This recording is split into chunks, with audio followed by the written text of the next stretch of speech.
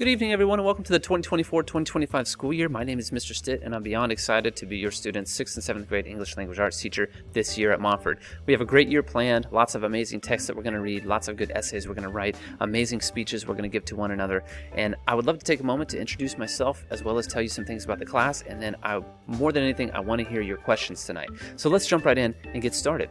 Like I said, my name is Mr. Stitt.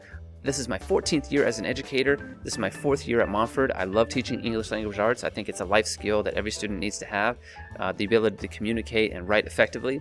I graduated from the University of Central Florida with my bachelor's degree in English literature. I also took 2 years to study at seminary through Liberty University, and I got a master's there.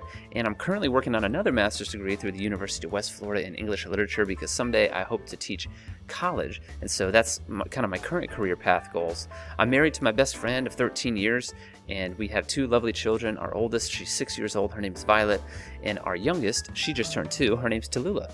I love watching sports, in particular NFL football, which is now just about to start this Thursday night. And I also enjoy reading, being an English teacher, not too surprising there. But I also love to cook and travel when time and money allows. So that's a little bit about me. Now let's talk about our classroom.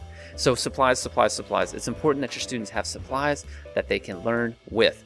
They need one 3-ring binder. It could be 1 inch, it could be 2 inch, it doesn't really matter as long as they have a binder that they keep here in class. They can also have one of those giant binders if they're very, very conscientious, but they need something to keep their classwork. We do vocab worksheets, we do notes, we do all sorts of handouts in class in conjunction with the Chromebooks, so they need a place to store those materials. They also need pens and pencils. They need those every single day.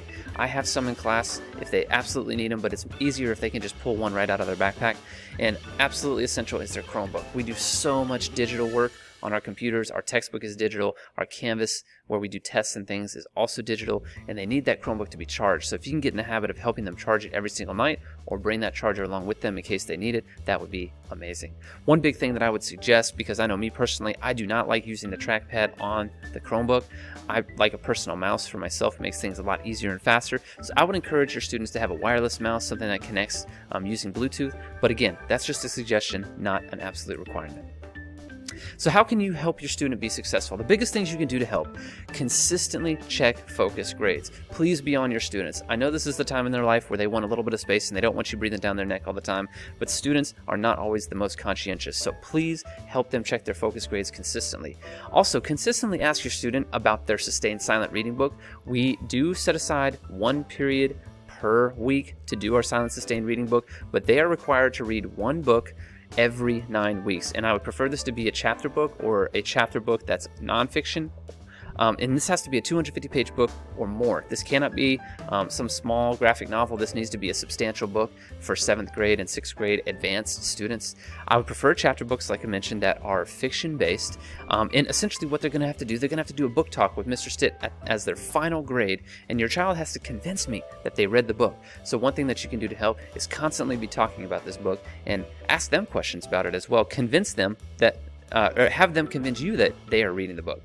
1 day a week in class will be dedicated to silent reading, and everything else has to become homework. So please make sure your students are reading those books. You should see your students in a book as part of their silent sustained reading for Mr. Stitt's class.